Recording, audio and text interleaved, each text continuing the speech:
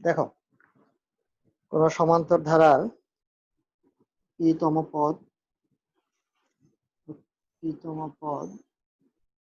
p square এবং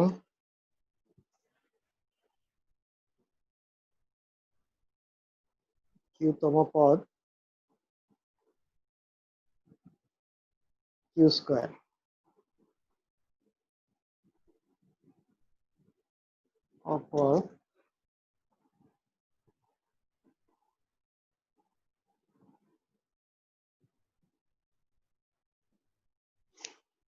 অপর একটি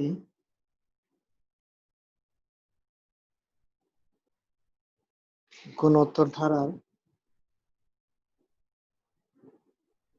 অষ্টম পদ -27 এবং একাদশ পদ। তোমাদের কোনো কোশ্চেন থাকলে জিজ্ঞাসা করো।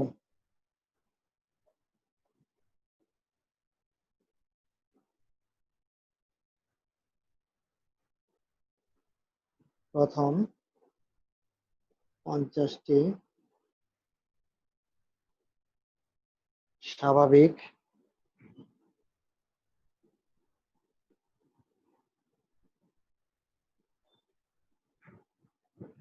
সংখ্যার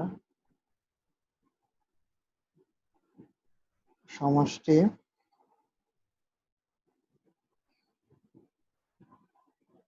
নির্ণয় করো। ক নাম্বার দেখো,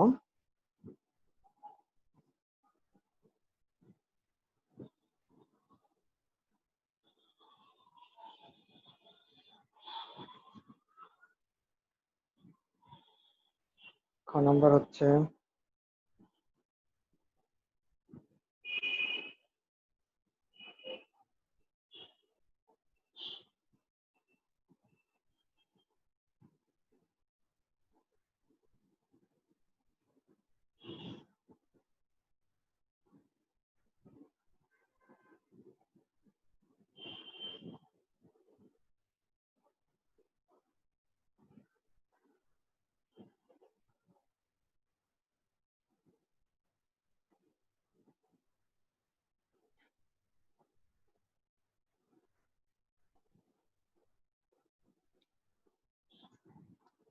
দেখো,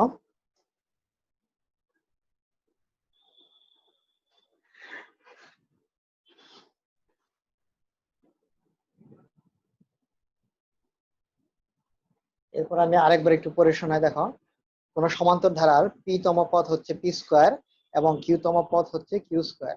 অপর একটি গুণোত্তর ধারার অষ্টম পদ হইল -27 এবং একাদশতম মানে 8তম পদ আর হচ্ছে 11তম পদ দেয়া আছে। আর আমাকে প্রথম কোশ্চেনটা হইলো, এটা উদ্দীপকের সাথে কোনো নাই, এটা একটি জ্ঞানমূলক। 50টি স্বাভাবিক সংখ্যার সমষ্টি নির্ণয় করো। ঠিক আছে। আর পরেরটা হচ্ছে সমান্তর ধারার p প্লাস কিউ মাইনাস 1 তম পদ নির্ণয় করতে হবে। এখানে p তম পদ q তম আছে, আমাকে বের করতে হবে p প্লাস কিউ তম পদ। আর এরপরে লাস্টে আছে গুণোত্তর ধারার পঞ্চম পদ নির্ণয় করতে হবে।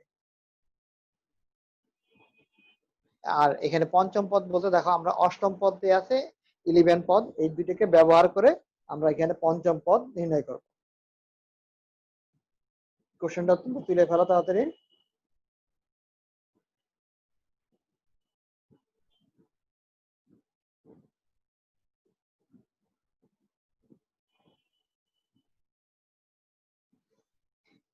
দেখো, তুলতে থাকো, আমি ক নাম্বারটা তোলা শেষ হয়ে গেলে বইলো।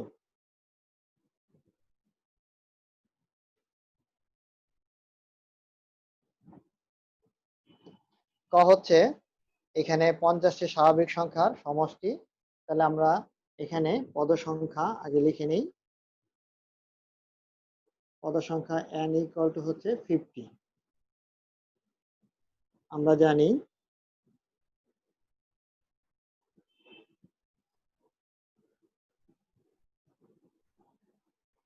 nটি স্বাভাবিক সংখ্যার সমষ্টি হচ্ছে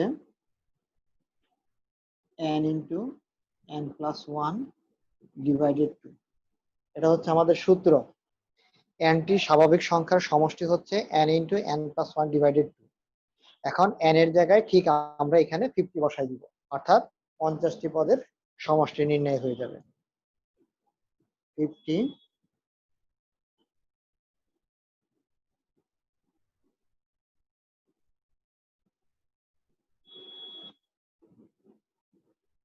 ক্যালকুলেশনটা দেখো, এখানে 50 ইন্টু 51 ডিভাইডেড টু, তারপরে 2 দিয়ে আমরা 50 কে যদি কাটাকাটি করি 25 আসবে। এই 25 এর সাথে 50 গুণ করে দিব, দেখো কত আসে।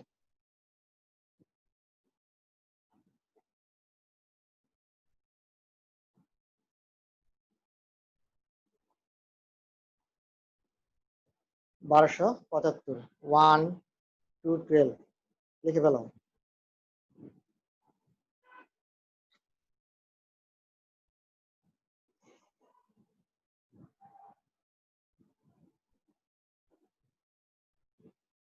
কোশ্চেনটা মুছে ফেললাম।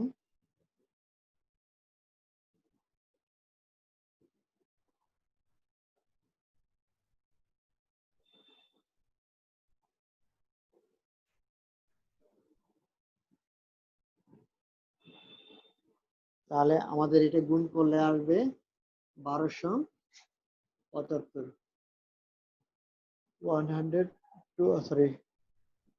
1275। এটা হচ্ছে আমার কয়ের আনসার। আমরা খ করব। খতে হচ্ছে এই P plus Q minus one তম পদ নির্ণয় করতে হবে। প্রথম উদ্দীপকটাকে ব্যবহার করব সমান্তর ধারার।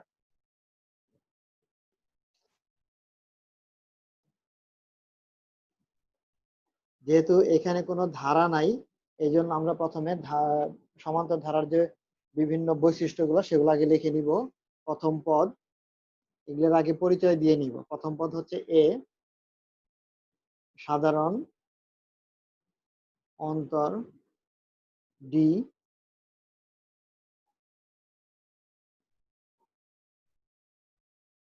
পদ সংখ্যা n হলে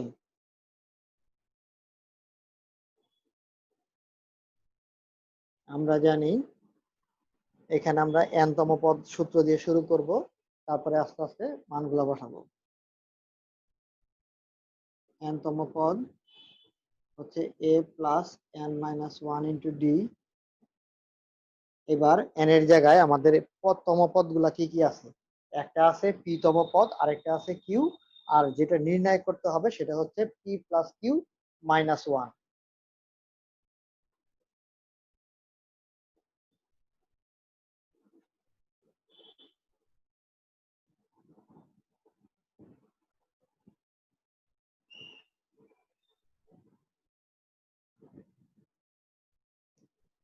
তাহলে হচ্ছে পি তম পদ, দেখো a plus n minus one into d, ও এন এর জায়গায় হবে পি।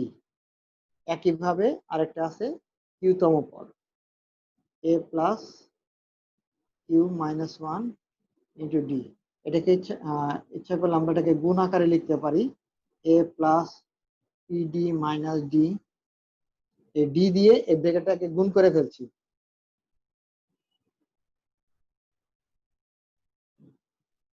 এখন প্রশ্ন মতে লিখবো,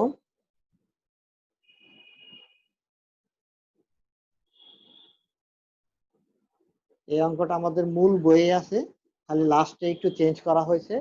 এই মূল বইয়ে আমার পি প্লাস কিউ তম পদ নির্ণয় করতে বলছে, এখানে শুধু ব্যতিক্রমটা p plus Q minus one.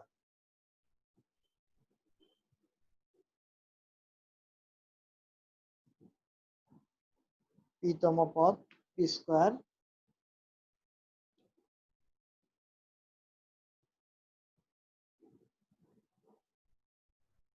এটা হচ্ছে কিউ স্কোয়ার।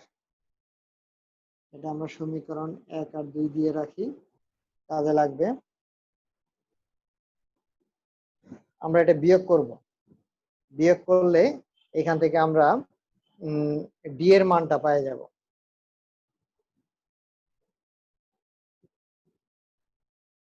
এখানে সরাসরি বিয়োগ করতে পারো, পাশাপাশি বিয়োগ করতে পারো, তাহলে লিখতে হবে 1 থেকে 2 বিয়োগ করে পাই, অথবা এখান থেকে সরাসরি বিয়োগ দিয়ে দিতে পারো, বিয়োগ চিহ্ন। বিয়োগ করলে কি হয়, চিহ্নের পরিবর্তন হয়।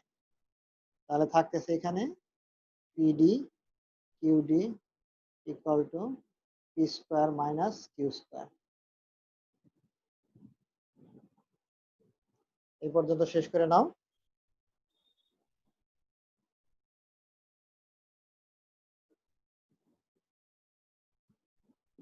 যদি কোনো কোশ্চেন থাকে তাহলে জিজ্ঞাসা করতে পারো।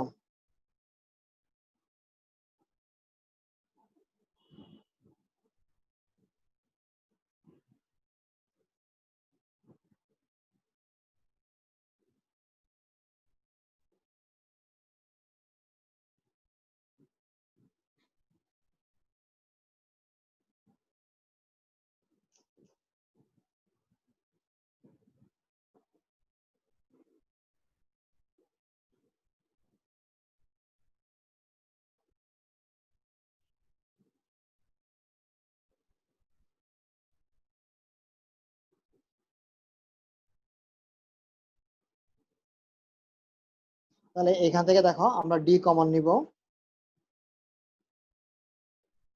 তাহলে থাকবে P minus Q equal to P square minus Q square. এখান থেকে ডিটা রেখে দিচ্ছি, এটা বীজগণিতের সূত্রকে ব্যবহার করলাম। এখানে হচ্ছে এ স্কোয়ার মাইনাস বি স্কোয়ারের সূত্র ব্যবহার করলাম, তাহলে কি হবে, a plus b into a minus B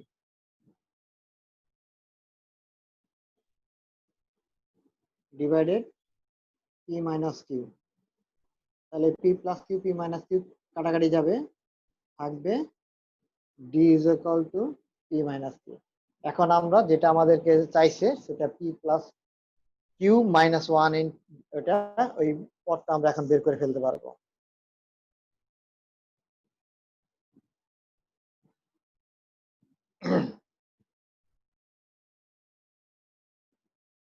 না, তোমরা তাড়াতাড়ি লিখে নাও, আমি লাইনটা মুছবো।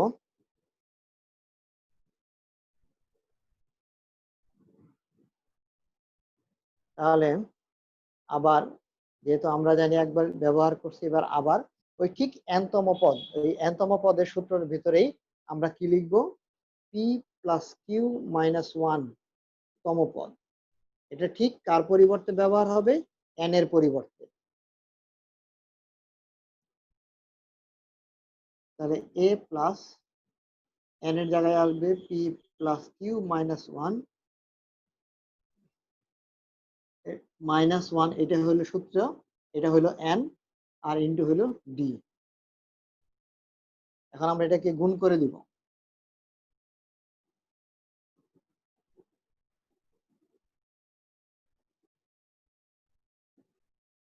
এই মাইনাস ওয়ান যোগ করব না আগেই, কারণ এখানে ডি দিয়ে গুণ করব, কারণ এটা আমরা ব্যবহার করব। এই যে সমীকরণ 1 এবং 2 লিখছি, এই সমীকরণ যে কোনো একটাকে আমরা এখানে ব্যবহার করব। খেয়াল করে দেখো, তোমরা সাজায় নিবা, যে কোনো একটাকে টার্গেট করো। 1 কেউ করতে পারবা, 2 কেউ মিলাইতে পারবা। 1 এর জন্য দেখো কি হবে, এ, তারপরে এখানে পি, পি ডি আছেই, মাইনাস ডি, এখানে মাইনাস ডি দুইটা আছে, যে কোনো একটা নিব। দেখো আমরা যে কোনো একটা নিয়ে সাজাইতে পারতেছি, পি ডি মাইনাস ডি, আর এইখানে কিউ ডি মাইনাস ডি থাকলো, এইটুকের মান আমরা এটা বসাই দিতে পারবো, পি স্কোয়ার।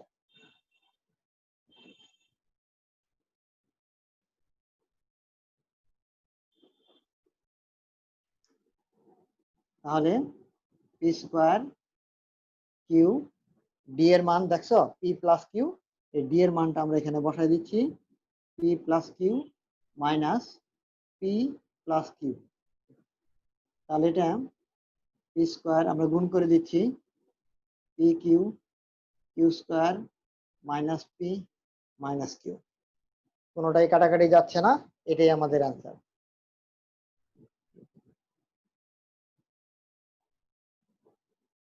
কমপ্লিট করে ফেলাম।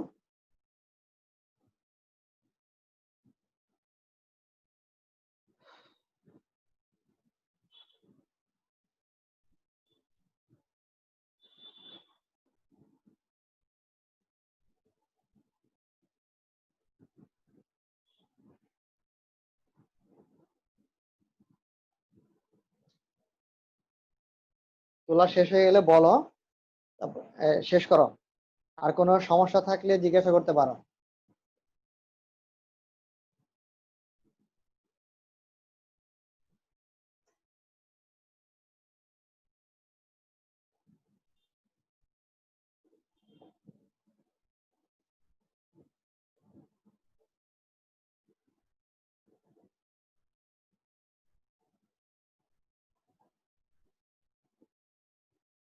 বুঝে ফেলবো।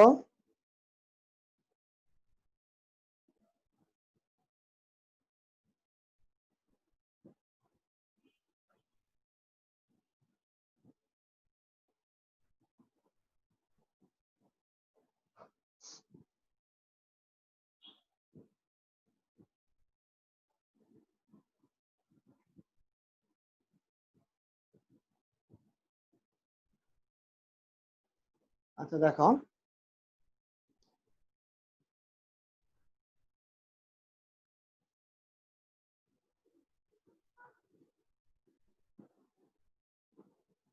তাহলে আমরা গ নাম্বারটা করতেছি। গ নাম্বারটা হচ্ছে গুণোত্তর ধারার পঞ্চম 5তম পদ নির্ণয় করো। তাহলে 5তম পদ, আগে যে উদ্দীপকে ওইভাবেও এখানেও যেহেতু ধারাটা দেয়া নাই, এই বিভিন্ন পদ দেওয়া, এই জন্য আমরা গুণোত্তর ধারার বিভিন্ন বৈশিষ্ট্যগুলো লিখে নিব, কি কি আছে।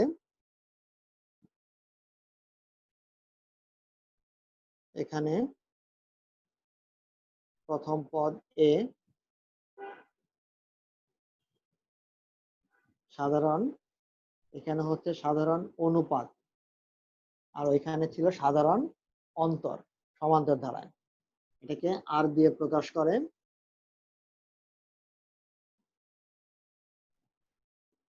পদ সংখ্যা হচ্ছে এন। তাহলে আমরা লিখবো ওই আগের মতোই এন-তম পদ গুণোত্তর ধারার। আমরা জানি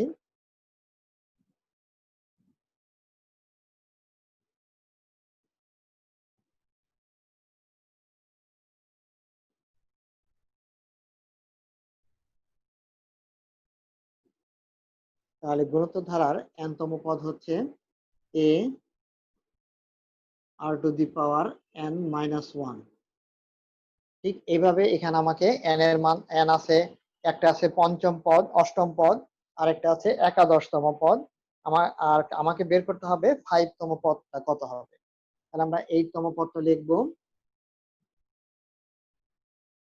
এ 8 minus one a r to the power 7। আরেকটা হচ্ছে 11তম পদ a r to the power 11 minus one 10। দেখো এখানে আমরা প্রশ্ন মতো লিখে ফেলতেছি।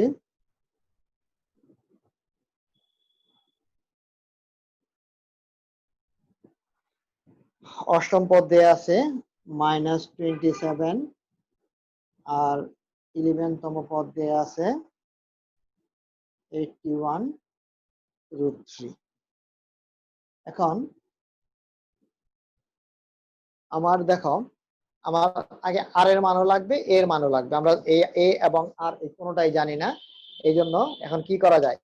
এখন এটা তো যোগ বিয়োগ করলে কোনো কিছু হবে না, এই ভ্যানিশ হবে না। আমাকে এখানে এ ও আছে আর ও আছে, আমরা যদি ভাগ করি তাহলে যেহেতু একটা সিঙ্গেল এ আছে, তাহলে এটা চলে যাবে, এবং ভাগ করলে অনুপাত কি হয়, মাইনাস ভাগ থাকলে কি হয়, পাওয়ার বিয়োগ হয়। সেই ক্ষেত্রে আমরা আর এর মানটা বের করে ফেলতে পারবো। তাহলে খেয়াল করো, আমরা লিখবো 2/1, এটাকে সংক্ষেপে লিখতে পারো অথবা বাংলায় কথায় লিখতে পারো তোমরা। 2 নংকে 1 নং দ্বারা ভাগ করে পাই।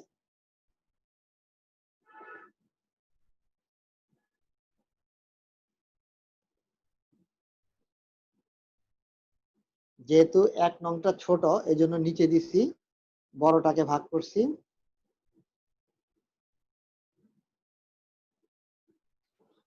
এই পর্যন্ত লিখে নাও, আমি এই অংশটা মুছে ফেলবো।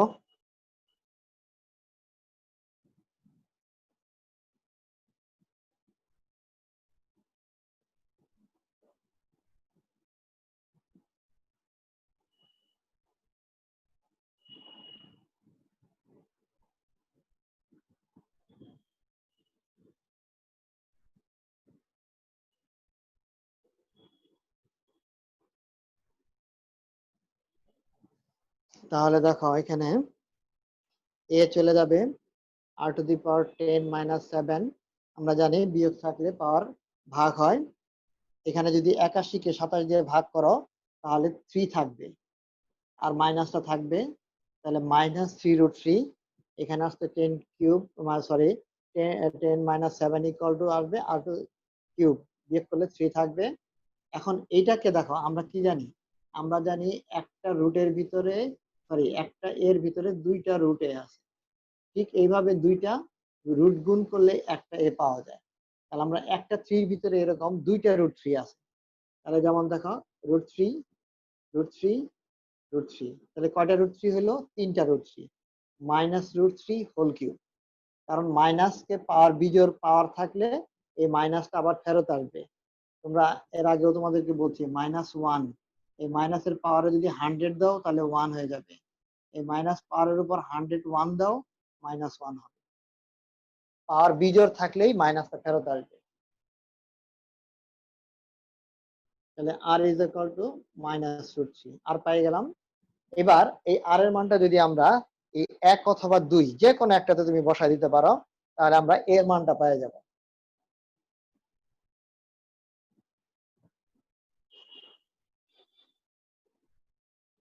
আমরা 1 নঙ্গে বসাবো, খেয়াল করো।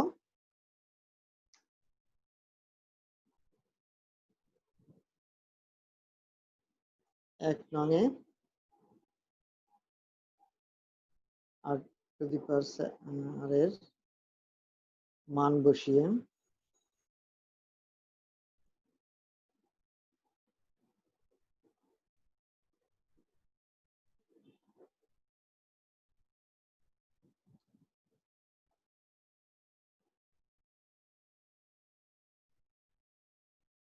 তোমরা এটা ক্যালকুলেটরের মাধ্যমে করতে পারবে না। এখন ইএস ক্যালকুলেটর থাকলে সরাসরি করা যায়, কিন্তু এখন নর্মাল ক্যালকুলেটর থাকলে আমরা কি করব? তাহলে এটার আমরা 1 কম নিয়ে, যেমন জোড় সংখ্যাটা 6, যদি এরকম বেজোড় সংখ্যা থাকে তাহলে আমরা নর্মাল ক্যালকুলেটরে কি করব? 1 কম নিব। এই 1 কম নিয়ে সেটাকে আমরা ধরবো কিভাবে দেখো। এখানে ব্র্যাকেট দিবা -√3, ব্র্যাকেট দিবা, ইউজ করবা মাইনাস, এখানে মাইনাসটা ফেরত আসবেই, ওই যে মাইনাস না নিলেও চলবে। তাহলে শুধু আমরা কি করব? √3 দিব। এই √3 কে পাওয়ার দিব কত? 6, আসে 27। তার মানে দেখো -a 27√3। এই √3 কেন আসছে? কারণ আমি তো মাইনাস, আমি এই √3টাকে 6 দিয়ে পাওয়ার দিছি। এই পাওয়ার 6 দেওয়াতে আসছে 27। আরেকটা √3 রয়ে গেছে না 7 এর জন্য? এই আরেকটা √3 এই জন্য অতিরিক্ত রয়ে গেছে। এখন এই পাশে দেখো দুই পাশ থেকে মাইনাসটা চলে যাবে। তাহলে থাকলো কি আমার, খেয়াল করো, a is equal to 27 divided 27√3, কাটাকাটি করলে থাকবে 1/√3। তার মানে এর মানও পেয়ে গেলাম 1/√3। এখন আমরা আমাদের নির্ণয় করতে হবে পঞ্চম পদ। তাহলে আমরা পঞ্চম পদটা বের করব।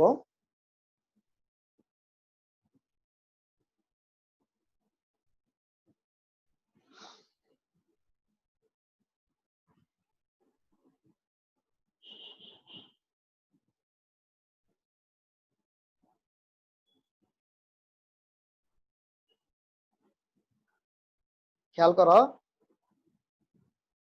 ওইখানে যে সমীকরণ ছিল, দুইটা সমীকরণ হবে এরপরে 1 এবং 2, ওই 1 কে 2 দিয়েই ভাগ করার পরে এখানে বাকিটুকু পাইছি।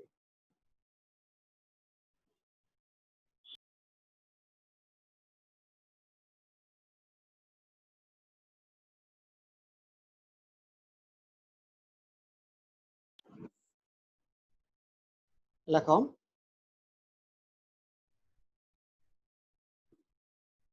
আবার 5 পদ ar⁻5 - 1, আমরা n এর জায়গায় 5 বসাইছি। তাহলে এর মান দাঁড়াও, আর এর মান হচ্ছে -√3, 5 - 4 হলে পাওয়ার 4।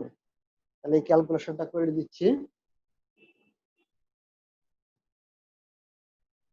এরপরে দেখো আমরা উপরে দুটো লাইন মুছে ফেললাম এই পর্যন্ত, হ্যাঁ, বা পাশেও করতে পারি। দেখো এরপরে, আচ্ছা এরপরের ক্যালকুলেশনটা তোমরা এখানেই দেখো, হয়ে যাবে 1/√3। এই যেহেতু পাওয়ার জোর তাহলে মাইনাসটা থাকবে না, এবং √3 কে যদি আমরা পাওয়ার 4 করি তাহলে 9 হবে। কেন, কিভাবে হবে? এই এই রুটটা তুলতে গেলে একটা স্কোয়ার ভ্যানিশ হয়ে যাবে, আরেকটা স্কোয়ার থাকবে, সেই স্কোয়ার 3 কে স্কোয়ার করলে তখন 9 হবে। এই 9 কে আবার আমরা দেখো কিভাবে লিখবো, যেহেতু নিচে একটা √3 আছে, আমরা 3 ইন্টু কি করব, √3 আরেকটা √3 দিব। তাহলে এই একটা √3 একটা √3 কে কাটিয়ে দিবে, থাকবে 3√3। এই হচ্ছে আমার পঞ্চম পদ।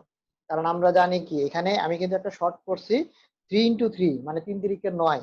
সেই একটা 3 কে দুইটা √3 লিখছি, কাটাকাটি করার পরে একটা √3 থেকে যাবে, তাহলে 3√3 হয়ে যাবে।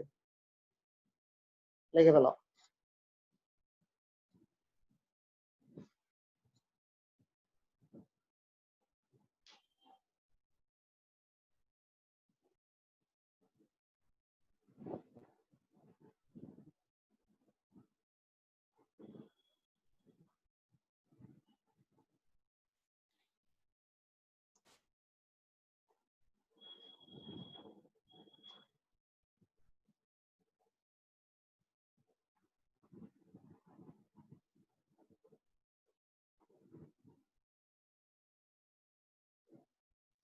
লেখা শেষ করো।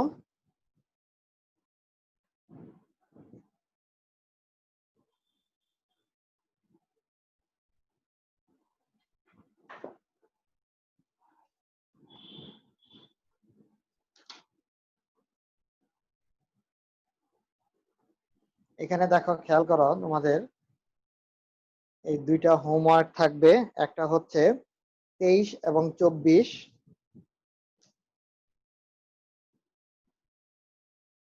এটা মেন বইয়েরই অনুশীলনী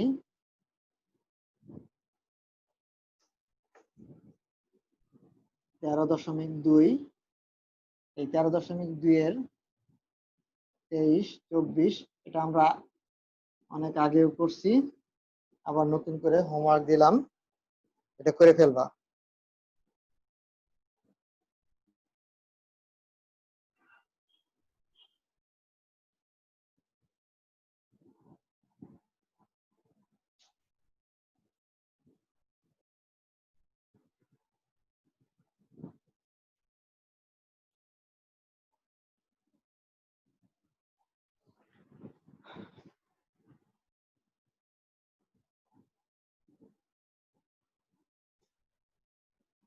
আজকে এই পর্যন্তই, হ্যাঁ, সবাই ভালো থাকো, সুস্থ থাকো, খুদা হাফেজ।